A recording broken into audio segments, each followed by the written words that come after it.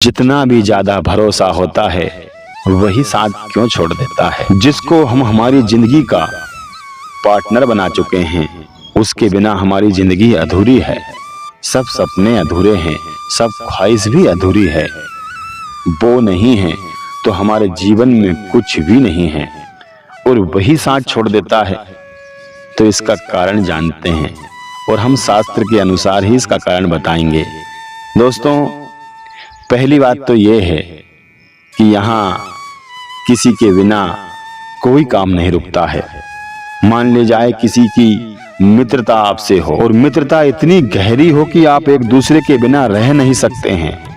तुम्हारा परम प्रिय मित्र है, एक थाली में तुमने खाया, जहां भी गए दोनों गए, जो भी किया दोनों ने किया, जो भी कुछ सोचा दोनों ने सोचा।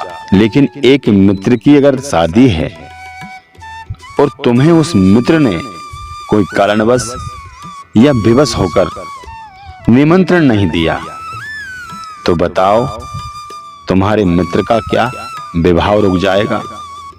कदापि नहीं। सबसे बड़ी बात तुम्हें बता रहा हूं कि तुम्हारे बिना या हमारे बिना कोई भी काम जीवन में रुकता नहीं है। और जो साथ छोड़ते हैं वो पुनः जन्म का लेखा जोखा होता है। तुमने किसी को अगले जन्म में धोखा दिया, वही धोखा तुम्हारे साथ इस जन्म में होता है।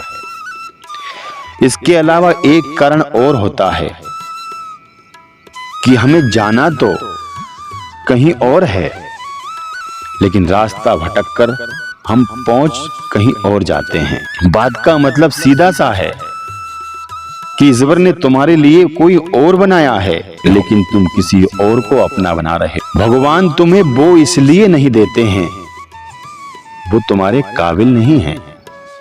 जो तुम्हारे काबिल परमात्मा ने बनाया है वो कहीं और मिलता है। ये तो विडंबना इंसान की होती है। हर कुछ हर किसी को या हर कैसा ही इंसान सोच लेता है और मन चाहे जिसको ही अपना समझ लेता है। वो तो पहले से ही लिख देता है। तुम तो चाहते हो कि मेरे साथ ऐसा हो, लेकिन ऊपर वाला चाहता है कि तुम्हारे साथ अच्छा ही हो। ये किस्मत की बात नहीं है और किस्मत को दोष देने का भी कोई काम नहीं है। क्यों? तुम्हारे कर्मों से तुमने अपना बनाया है। भगवान ने तुम्हें नहीं बोला आकर कि तुम इसे अपना बना लो या इसे तुम दूर भगा दो या इसके साथ तुम गद्दारी कर दो। जो तुम करते हो उसी के लिए तुम रोते हो और दोष भगवान को देते हो और कहते हो कि मेरा और तेरा कोई साथ नहीं है, भगवान ने बुरा किया। भगवान नहीं कहते हैं। इंतजार और सब्र, धैर्य और विश्वास और सबसे बड़ा कर्म है, उसे करते चलो। वो तो तुम्हारे लिए ऐसा इंसान ढूंढ देगा कि तुम सोच भी नहीं सकते हो, जिस पर तुम्हें अधिक विश्वास होगा, जिसके लिए तुम सपने सजा कर बैठे हो, जिसके लिए तुम लोगों से बुराई कर बैठे हो। तुम्हारे ऊपर भूत सवार प्रेम का है। एक बार सोचकर देखना, वो नहीं था तब हम कैसे थे, वो नहीं होगा तब हम कैसे रहेंगे। पर इंसान तो यही सोचता है कि वो मेरी जिंदगी में नहीं है तो मैं मर जाऊंगा। यहाँ किसी के बिना कोई गाड़ी नहीं अटकती है मेरे भाई। इस भूत से निकल अपने आप से समझौता करना सीख।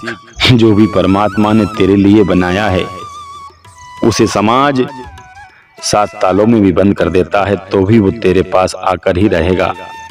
और जो तेरे लिए नहीं बनाया है तो उसके लिए 1000 क्या लाख प्रयास कर ले तो भी तेरा होकर तुझसे दूर चला जाएगा और तू रोता ही रहेगा और बस इसी कारण तेरा जीवन बिगड़ जाएगा। तू चीखता और चिल्लाता रहेगा, एक दिन तुझे मरना ही पड़ेगा। और कायर लोग होते हैं जो मर जाते हैं। अब क्या होगा? अब कुछ नहीं है। अपने आप को मजबूत बनाना सीखो और हर एक व्यक्ति को यहाँ से जाना है, या तो दूर जाना है या फिर इस दुनिया से ही दूर जाना है।